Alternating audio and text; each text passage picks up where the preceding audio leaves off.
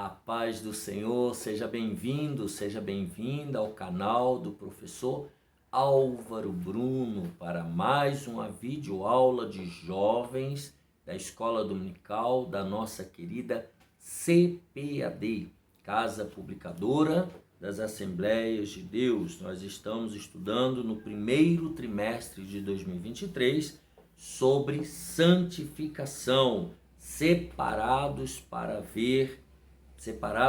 Deus. O nosso comentarista é o pastor Natalino das Neves, pastor lá em Curitiba. Ele é doutor e pós-doutorado em teologia pela PUC Curitiba, né? E nós estamos na lição de número 8, do dia 19 de fevereiro de 2023. Portanto, se você perdeu alguma das lições anteriores, aqui embaixo tem uma playlist, você pode ir até lá e assistir as aulas que você tiver perdido. Quero te lembrar, deixe já de imediato o seu gostei, é esse sinalzinho aqui embaixo, para você nos ajudar no crescimento do canal. Lembrando que tem a livraria online do pastor Fernando, a Provix Mercado Shops, tá? Onde você pode pedir livros e bíblias e receber no aconchego da sua casa. Quando você compra com o pastor Fernando na Provix, essa livraria online, você está cooperando com a manutenção desse trabalho. Temos também a CPAD, onde você compra livros e materiais evangélicos, bíblias, comentários bíblicos de todos os tipos. Você acha ali na CPAD. Aqui em São Paulo, a livraria da CPAD agora está ao lado do novo templo da Assembleia de Deus, Ministério do Belenzinho, ali na Doutor Fon, na Zona Leste. E no novo templo da Assembleia de Deus, do Belenzinho, lá no térreo tem a loja da associação, a livraria comandada pelo pastor Silas e a sua equipe. Ali também você encontra livros, revistas, bíblias e etc. Bom, além de comprar na Provix, diretamente na livraria online, se você quiser e puder contribuir, né, com uma oferta voluntária, com um voto, eu e a nossa equipe, eu, pastor Fernando e a equipe, já estamos orando por você, mas iremos intensificar para que Deus te abençoe cada vez mais e poderosamente. Então, aqui embaixo tem o número do celular, que é a chave Pix, e ali você pode fazer a sua doação. Aquele valor que Deus colocar na sua mente, no seu coração, faça o Pix, por favor. Também nesse mesmo número de telefone, você pode receber todos os dias mensagens, reflexões bíblicas de no máximo 3 minutos. São reflexões da Bíblia que nós fazemos, acompanhado de uma rápida oração de 20, 30 segundos, baseado na reflexão bíblica. Se você quiser receber, adicione aí a esse contato do celular e você será também abençoado.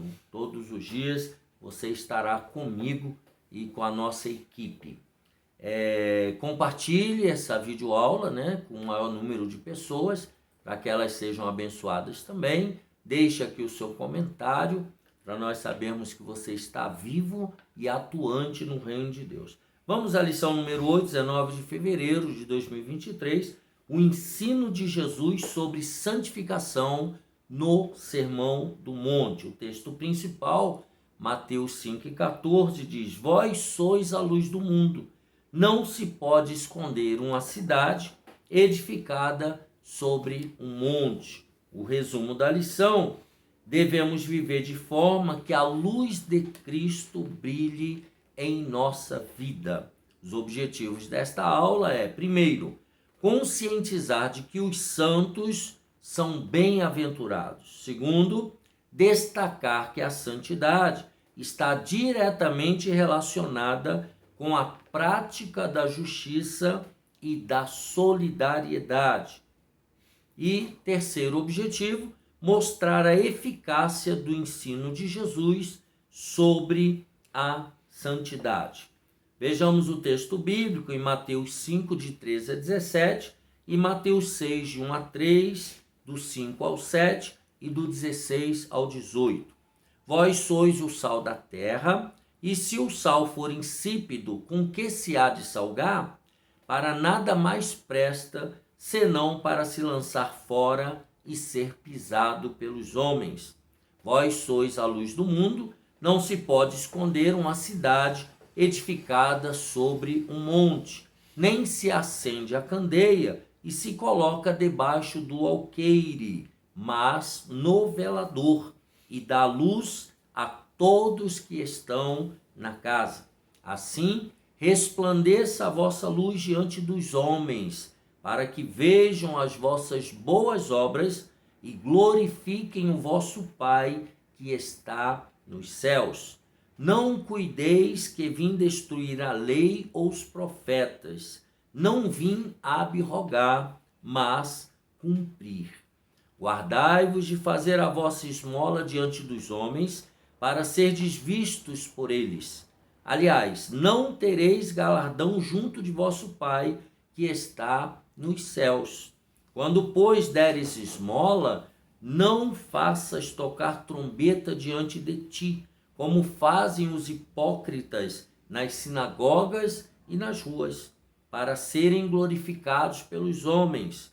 Em verdade vos digo que já receberam o seu galardão.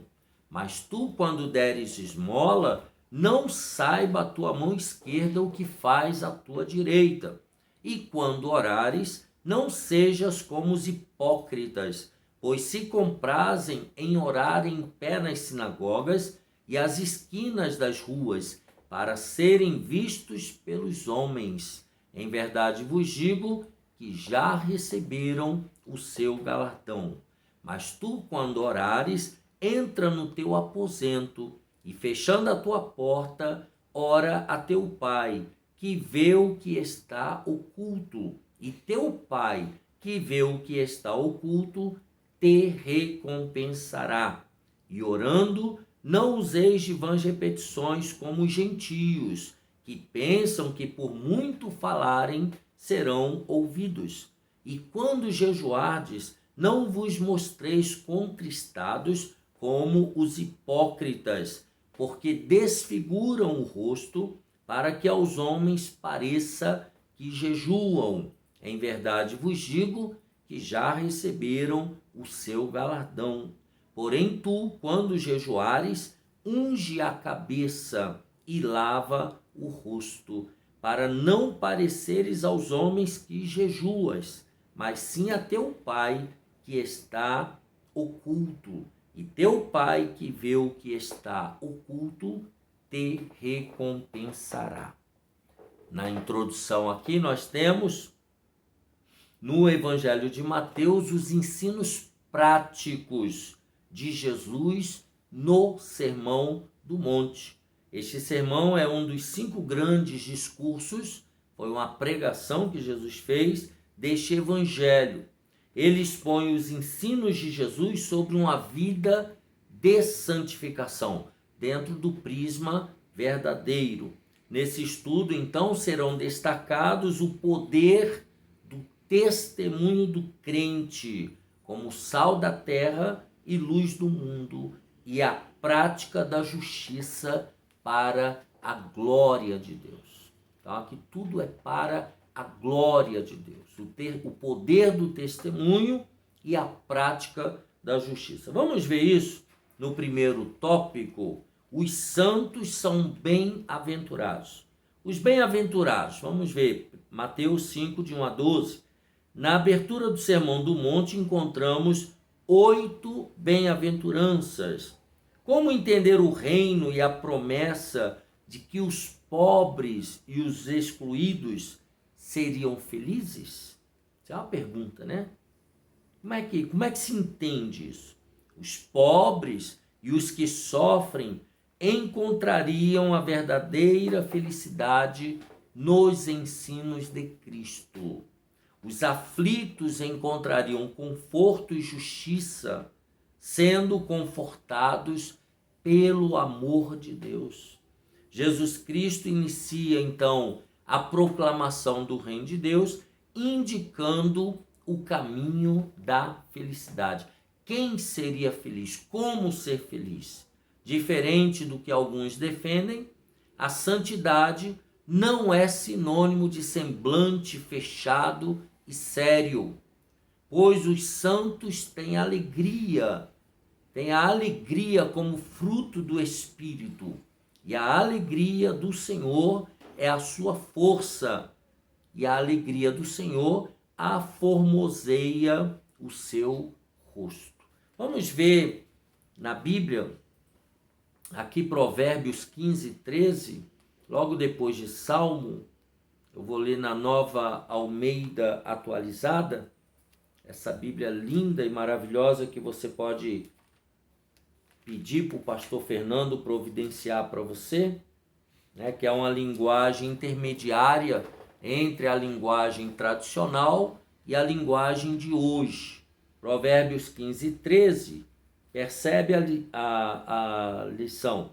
O coração alegre embeleza o rosto, mas com a tristeza do coração o espírito se abate.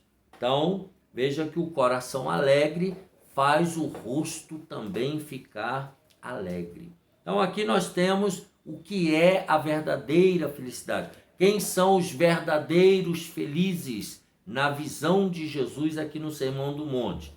Os santos são sal da terra e luz do mundo. O que significa isso?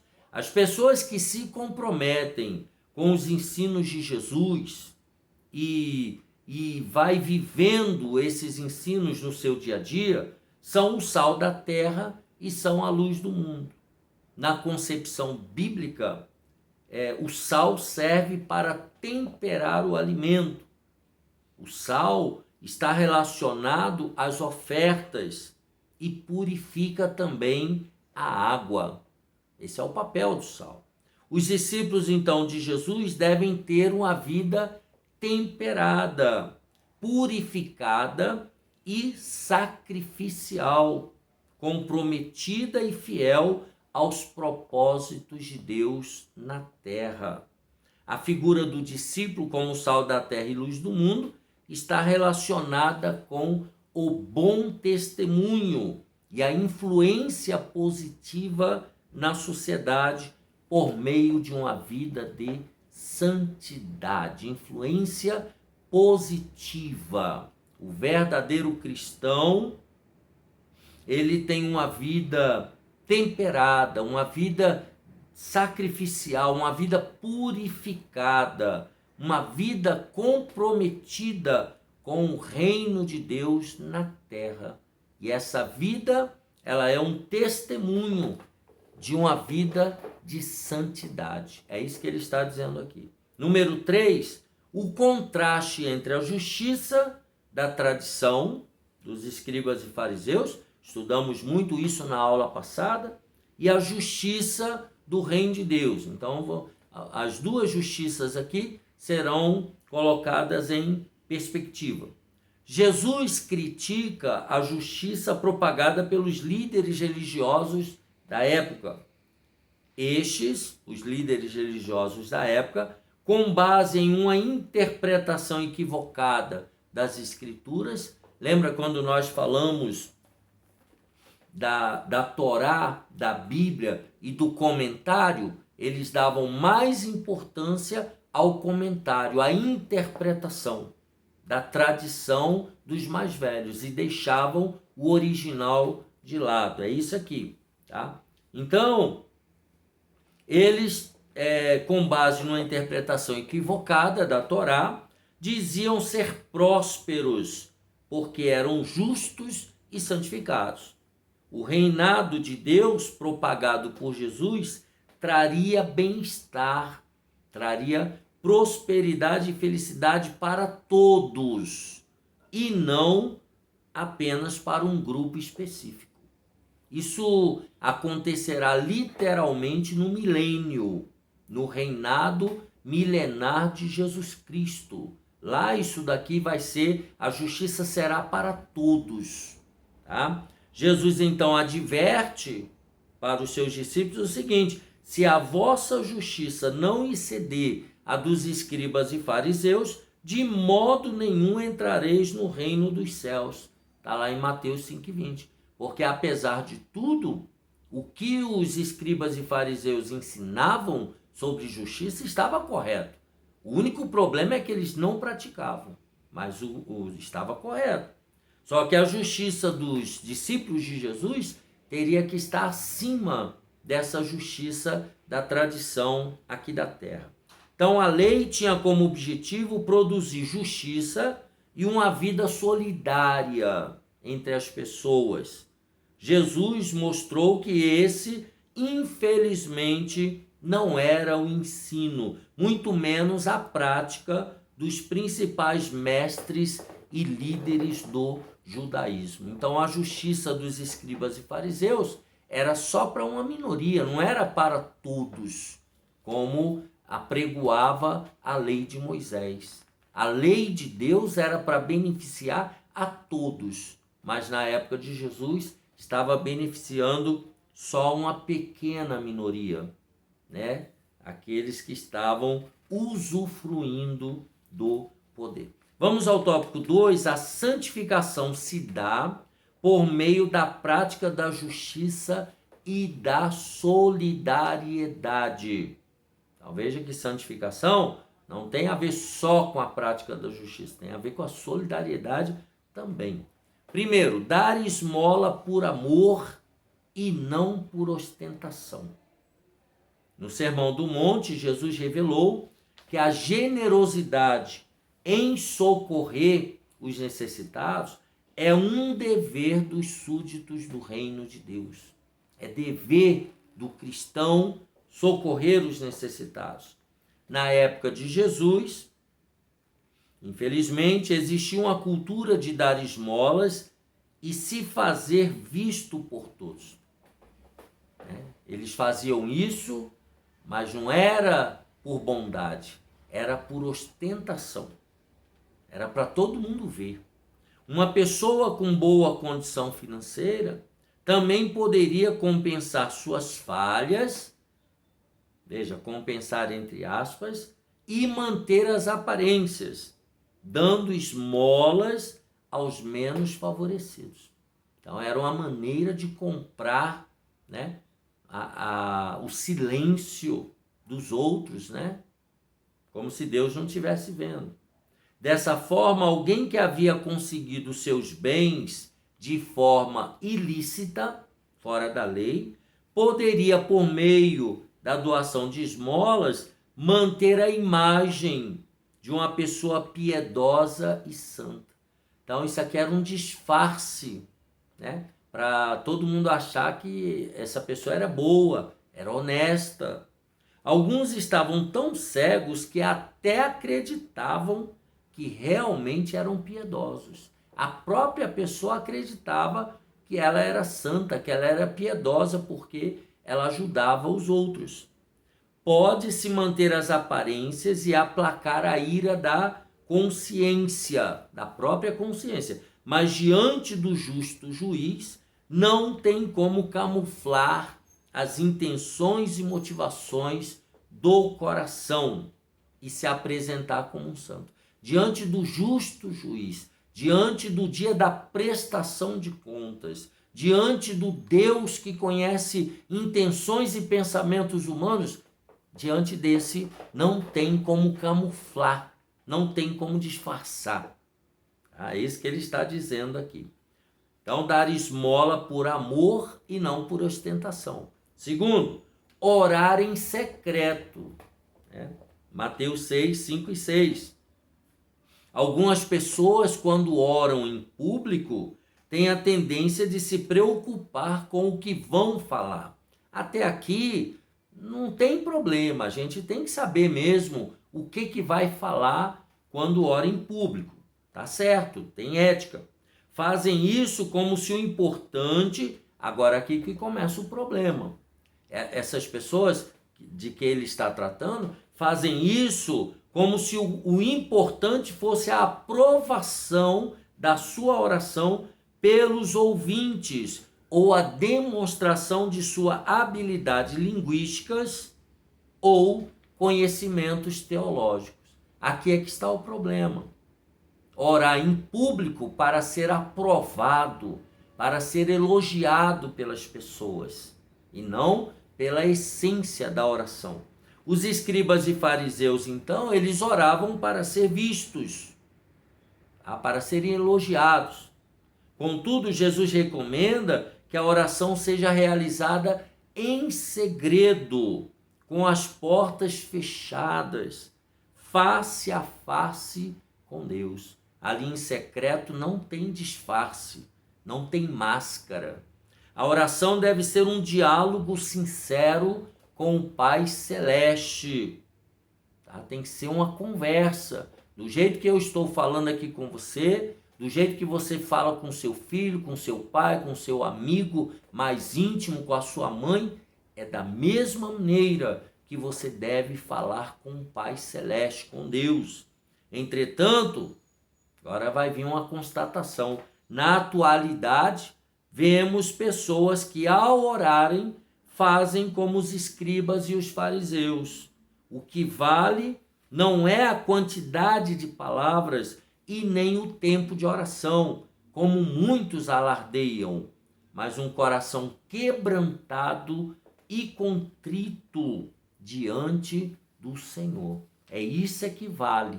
Como está o seu coração quando você se ajoelha para falar com Deus? Você está com o coração quebrantado? Você está com o coração contrito? Você está disposto a falar a verdade? Até porque Deus já sabe da verdade, Ele já vê o que está na sua mente, o que está no seu coração. Não adianta mentir para Deus. Você vai estar mentindo para você mesmo. Então, coração quebrantado e contrito. É você se derramar diante de Deus, falar a verdade em todos os sentidos. Vamos adiante. O jejum. Número 3. O jejum deve ser acompanhado com práticas de justiça e solidariedade. Não é só ficar um período sem comer, não. Tem que ter práticas de justiça e tem que ter solidariedade. A doação de esmolas, conforme Mateus 6, de 1 a 3, a oração e o jejum eram práticas comuns dos judeus, ouvintes de Jesus. Então, isso aqui era comum.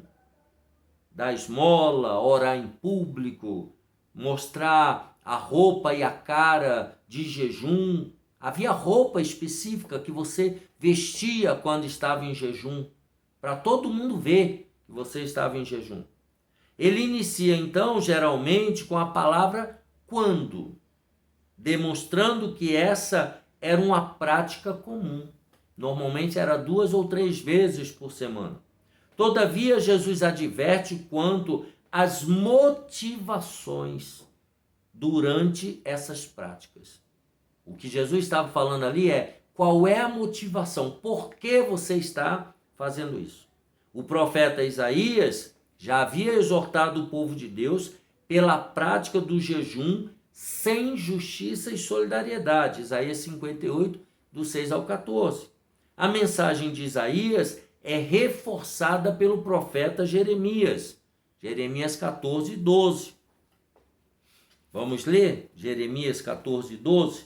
Eu vou ler na Bíblia de Estudo Pentecostal, a melhor Bíblia de Estudo do Brasil, na minha opinião, na minha humilde opinião. É Jeremias 14 e 12. Deus, usando Isaías, ele diz o seguinte: quando jejuarem, não ouvirei o seu clamor. Deus está falando, não vai ouvir. E quando oferecerem holocaustos e ofertas de manjares, não me agradarei deles, não vou receber. Antes eu os consumirei pela espada e pela fome e pela peste.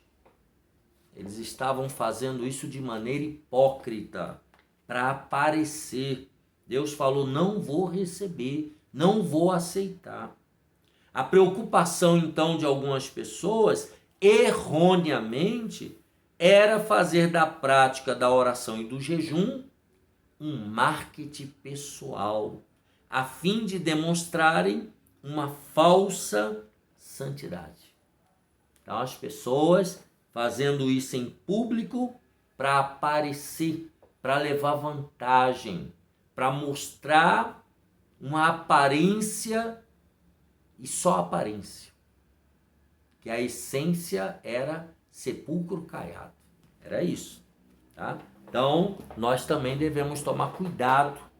Tá? O jejum ele deve ser acompanhado com práticas de justiça, com solidariedade, dar esmola, distribuir cesta básica, e levar algo para um necessitado, distribuir roupas para moradores de rua, dar de comer àquele que está com fome. Práticas de solidariedade. É isso que nós devemos fazer. Mas vamos ao tópico 3, estamos caminhando para o final. A eficácia do ensino de Jesus sobre a santidade. A didática do ensino de Jesus, como é que era a pedagogia de Jesus. A eficácia do ensino de Jesus era surpreendente. Ele falava para um público diversificado, heterogêneo, e por um longo período, sem cansá-lo. Jesus não cansava o seu público. Em locais sem a mínima estrutura, não eram ginásios equipados com aparelhagem de som, eram locais sem a mínima estrutura, mas com uma didática que possibilitava o entendimento da maioria, senão de todos os ouvintes. Da maneira como Jesus falava, o que ele falava, todo mundo entendia. Ao final, ele tinha a satisfação de vê-los saírem abismados com o ensino recebido. Tá? Esse é o sonho de todo educador sério e comprometido com o reino de Deus, que somos eu e você. Jesus utilizou ilustrações em cerca de 1/3 do Sermão do Monte. Ilustrações, comparações, pequenas histórias, tudo para facilitar a compreensão e demonstrar que o caminho da santidade é formado de coisas simples do dia a dia. Não há como simular a santificação, não tem como fingir a santificação. É preciso viver de modo santo e irrepreensível. Seja santo no seu coração, na sua mente. Confesse para Deus todo dia os seus pecados, suas falhas, tudo que nós fazemos é mal. Sejamos primeiramente sinceros com Deus. Isso fará de nós pessoas santas. Vamos adiante? A vida do crente deve ser construída sobre a rocha. Mateus 7, 24 a 27. Na conclusão do Sermão do Monte, Jesus utiliza o exemplo da construção de 2 casas. A primeira, construída sobre uma rocha por um homem prudente, que Jesus o assemelha com aquele que ouve a sua palavra e a coloca em prática, vivendo uma vida de santidade. Essa é a primeira casa. A segunda casa, construída sobre a areia, construída por um homem insensato, que Jesus assemelha com aquele que ouve a sua palavra, mas não a coloca em prática. Esse é o homem prudente. Jesus, desde o início do Sermão do Monte, vem contrastando a diferença entre a justiça dos homens, praticada pelos fariseus e escribas, casa construída sobre a areia, e a justiça do reino de Deus, casa construída sobre a rocha. Ele ensina então que a vida, que é a nossa casa, é construída por meio de opções fundamentais que vão nortear os comportamentos ao longo de nossa caminhada. Nesta parábola, então, a rocha significa os ensinos de Jesus colocados em prática.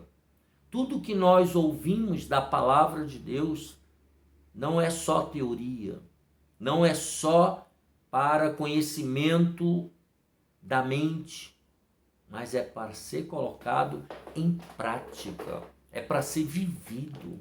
São lições que precisam ser levadas para o dia a dia. É o que está falando aqui. A rocha significa os ensinos de Jesus colocados em prática.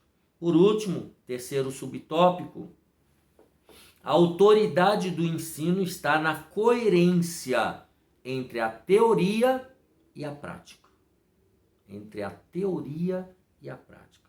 Um dos grandes anseios dos judeus na época de Jesus era a chegada do reino de Deus, anunciado por séculos, e que alimentava as esperanças daquele povo subjugado pelos romanos. Então eles estavam ali debaixo da tirania de Roma. Então havia uma esperança pela chegada do reino de Deus. Mas vamos lá. Jesus aparece ensinando que somente é possível alcançar o reino de Deus mediante a santidade. Então eles achavam que era através do templo, através do sábado, através dos sacrifícios. E Jesus vem falando que é mediante a santidade. E o caminho que oferece arrependimento e perdão dos pecados e em novo tipo de relacionamento com Deus, sem intermediários, sem o templo, sem a Arca da Aliança, sem sábado, sem circuncisão. Agora o caminho era direto com Deus. Não tinha mais intermediário. Todos teriam acesso direto ao Pai. Aí ficou complicado para os escribas e fariseus. Jesus afirmou que sua vida e ministério eram o cumprimento da lei, Mateus 5, 17 a 20. A sua morte expiatória, perfeita e definitiva na cruz do Calvário, derruba qualquer ensino da necessidade de sacrifícios para se ter uma vida de santidade e que agrade a Deus. Jesus ensinou o que ele estava vivendo. Aí estava a autoridade que causava admiração em seus ouvintes, conforme Mateus 7, 28 e 29. Ele ensinava aquilo que ele vivia. A teoria e a prática estavam abraçados ali. A teoria e a prática estavam juntas na vida de Jesus, como deve estar também na minha vida e na sua vida. Não podemos ser apenas teóricos. Nós temos que colocar em prática os ensinamentos de Jesus, aquilo que ele nos deixou registrado. Conclusão, nós aprendemos que aqueles que vivem em santidade experimentam a verdadeira alegria, a verdadeira santidade, que é fruto do Espírito Santo e que reflete a luz de Cristo. Jesus então confrontou o ensino e a prática hipócrita dos escribas e fariseus e mostrou que para viver uma vida de santidade, o crente precisa agir com justiça e solidariedade. O exemplo era sua própria vida e ministério. Então a vida de Jesus era o exemplo máximo dos seus ensinamentos. Que a minha vida e a sua vida seja o exemplo máximo daquilo que nós ensinamos. Que Deus te abençoe e te guarde. Deixa aqui o seu gostei, se inscreva no canal. Terminamos assim o ensino de Jesus sobre a santificação no texto do Sermão do Monte. Um abraço apertado, Deus te abençoe e te guarde, e também a sua família, e até a próxima, se Deus quiser.